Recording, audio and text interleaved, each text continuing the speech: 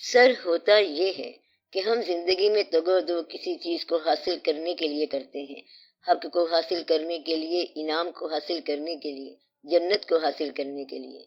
جس شخص کو مشاہدہ حق حاصل ہو جائے یا جنت حاصل ہو جائے تو پھر اس کے سامنے تو کوئی منزل نہیں رہ جاتی، پھر اس کو اعمال کی کیا ضرورت ہے، کیونکہ اب ان میں نہ تجسس ہے اور نہ شوق رہا ہے۔ آپ کا سوال یہ ہے کہ اگر ہمیں دنیا میں ذات حق کا شعور یا ادراک نصیب ہو جائے تو اس سے آگے کوئی بھی منزل نہیں ہے۔ ذات حق کے مشاہدے کے بعد تو منزلیں ختم ہو جانی چاہیے۔ آپ کا پہلا سوال یہ تھا کہ جو انسان خدا کی طرف جا رہا ہے اس کو تو ادراک ہو جائے گا، جو شخص سوال کرنے والا ہے اس کو تو اس بات کا ادراک ہی نہیں۔ اب آپ کا سوال یہ ہے کہ جن لوگوں کو ادراک ہوا اب وہ ادراک کے بعد کیا کر رہے ہیں، اور یہ کہ جن لوگوں کو ادراک حق ہو جاتا ہے، ان کو عرفان ہو جاتا ہے، تو اس کے بعد اس شخص کو دنیاوی چیزوں کی کیا ضرورت رہتی ہے، کیونکہ خدا تو اپنی ذات میں سفیشینٹ ہے، اپنی ذات میں تنہا ہے، مخفی ہے، گنجینا ہے اور کافی ہے، پھر اسے بشر کی کیا ضرورت ہے۔ پھر انسان کے ساتھ جھگڑا بھی ہے، دوستی بھی ہے، صلح بھی ہے، انسان کو دشمن بھی کہتا ہے اور دوست بھی کہتا ہے۔ اس راز کو سمجھو کہ کسی انسان کو اللہ تعالیٰ کا محبوب صلی اللہ علیہ وآلہ وسلم بننے کے بعد اب کافروں کے ساتھ کیوں الجھنا پڑ رہا ہے، تو راز یہ ہے کہ الجھن تو اب شروع ہوئی ہے۔ اللہ کا محبوب صلی اللہ علیہ وسلم ہونے کے بعد ہی تو یہ کہانی شروع ہوئی ہے۔ پہلے اپنا محبوب بناتا ہے، اس کے بعد کام کراتا ہے، کیونکہ اللہ کا کام تو اب شروع ہوا ہے۔ تو جو لوگ اللہ کے محبوب ہوئے وہی لوگ تو تکلیفیں برداشت کرتے ہیں۔ مثلا محبوب ہونے کے بعد شہید ہونا پڑتا ہے۔ محبوب پہلے بنے گا اور پھر شہادت آ رہی ہے۔ محبوب پہلے بنے گا اور بعد میں وطن چھوڑ کے تبلیغ کے لیے پیدل غزنی سے لاہور کی طرف جانا پڑے گا۔ گنج بخش رحمت اللہ تو وہیں غزنی میں ہو گئے تھے، فیض عالم بھی ہو گئے تھے اور مظہر نور خدا بھی ہو گئے تھے، لیکن غزنی سے لاہور پیدل چل کے آنا پڑے گا۔ حضور پاک صلی اللہ علیہ وآلہ وسلم سے سوال کیا گیا تھا کہ جب آپ پر اللہ راضی ہیں اور اللہ کا فیصلہ ہے کہ جو آپ صلی اللہ علیہ وسلم سے محبت کرے اس پر بھی اللہ راضی ہے، تو اب آپ صلی اللہ علیہ وسلم رات کو کیوں جاگتے ہیں اور روتے ہیں؟ آپ نے فرمایا کہ کیا تم لوگ نہیں پسند کرتے کہ میں اس کے احسانات کا شکر ادا کروں؟ اب جن لوگوں کو دیدار حق ہوا یا دیدار عرفان حق ہوا ان لوگوں پر یہ لازم ہے کہ جن لوگوں کو یہ نہیں ہوا وہ ان تک اللہ کا یہ رحم اور فضل کنوے کریں، ان پر یہ فرض عائد بھی ہو جاتا ہے اور بعض اوقات اللہ کی طرف سے عائد کر دیا جاتا ہے۔ ایک اور بات یہ ہے کہ جن لوگوں کو افقی سفر عطا ہوتا ہے ان کو راسی سفر بھی ملتا ہے، اور جن کا راسی سفر ہوتا ہے ان کو افقی سفر بھی ملتا ہے۔ جو اللہ کی بارگاہ میں جتنے ہی مقبول ہوتے ہیں وہ اللہ کی دنیا میں اتنے ہی مقبول ہوتے ہیں، ان کو دنیا میں بھیجا جاتا ہے اور یہ واقعہ کیا جاتا ہے۔ اس لیے پیغمبروں کو کافروں سے تبلیغ کرنی پڑے گی اور اولیاء کرام کو غیر اولیاء سے بات کرنی پڑے گی اور غیر اولیاء کے لیے دعا بھی کرنی پڑے گی۔ ہوتا یہ ہے کہ کافر گستاخی کرتا جا رہا ہے اور ولی اللہ سنتا جاتا ہے، کافر ڈھیٹ بن کے مسکراتا جا رہا ہے اور وہ ولی اللہ سے کہتا ہے کہ تحمل کرو اور وہ برداشت کرتا جا رہا ہے۔ ولی کی شان ہی یہ ہے کہ صداقت کے باوجود آگے سے دھیما رہتا ہے۔ لوگ زیادتیاں کرتے رہے ہیں لیکن طاقتور لوگوں نے بڑے تحمل سے زندگی گزاری ہے تو وہ اپنا پورا شعبہ تحمل سے گزار گئے۔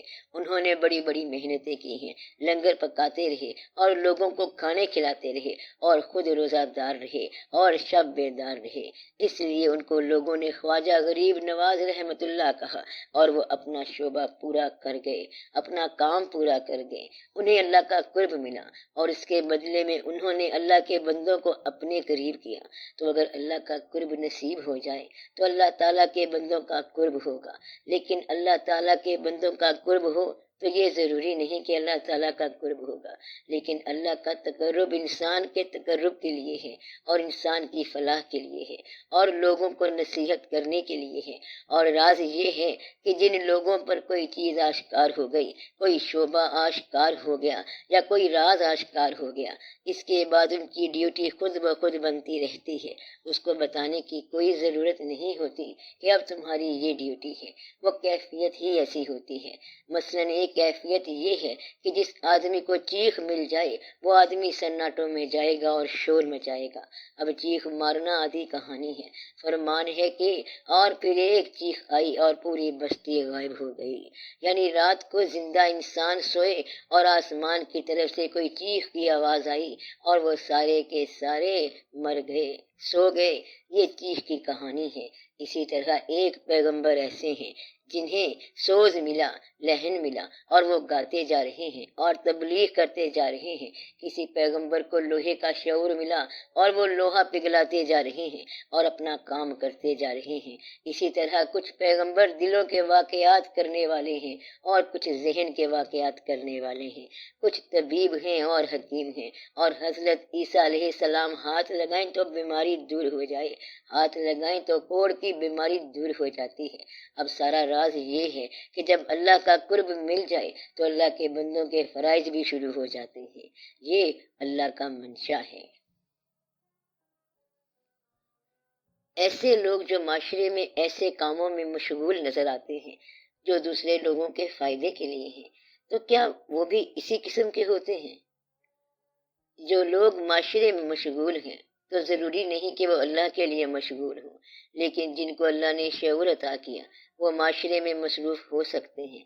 تو گویا کہ تقرب الہی جو ہے وہ تقرب دنیا ہو سکتا ہے، لیکن اگر ان کی مصروفیت دنیا کے لیے ہو تو یہ ضروری نہیں کہ تقرب الہی کے لیے ہے۔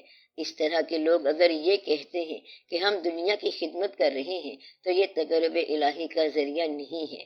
دیکھنا یہ ہے کہ خدمت کا مقصد کیا ہے۔ اصل راز ہے اللہ کے منشا کے مطابق دنیا کی خدمت کرنا، ورنہ تو دنیا کی خدمت اپنی انا کے لیے ہو سکتی ہے اور اپنی ذات کے لیے ہو سکتی ہے۔ مثلا آپ یہ کہو کہ ایک آدمی نے لوگوں کی خدمت کے لیے ہسپتال بنا رکھا ہے، تو ہسپتال بنانے اور ایک دیندار شخص کی لوگوں کی خدمت کرنے میں بڑا فرق ہے۔ مدعا یہ نہیں ہے کہ آپ ہسپتال بناؤ یا نہ بناؤ اور لوگوں کی خدمت کرو یا نہ کرو، بلکہ بات یہ ہے کہ تقرب الہی والا شخص عام طور پر دنیا کے لیے اور لوگوں کے لیے تقرب بن جاتا ہے، لیکن دنیا کا تقرب ضروری نہیں کہ یہ اللہ کا تقرب بنے۔ دنیا کا تقرب نفس کا واقعہ ہو سکتا ہے اور شر کا واقعہ ہو سکتا ہے، کیونکہ بے شمار شر جو ہے وہ خیر کرتا ہے۔ شر اور خیر دو الگ الگ شعبے ہیں۔ بے شمار شر دنیا میں ایسے ہیں جو بظاہر خیر کے کاموں میں مصروف نظر آتے ہیں۔ نیکی کرنے والے بڑے بد ہو سکتے ہیں، ایسا ہو سکتا ہے کہ ان کے نیکی کرنے کے عمل میں بھی بدی کارگر ہو۔ اسی کو بولتے ہیں منافقت، ہپوکریسی، بہروپیے قسم کے لوگ کہ بظاہر نیک ہوں لیکن باطن بد ہو۔ اس لیے یہ بات واضح ہے کہ معاشرے میں خدمت کرنے والے لوگوں میں تقرب الہی والے صرف وہ ہوتے ہیں جن کی خدمت کی نیت اللہ کو راضی کرنا ہو۔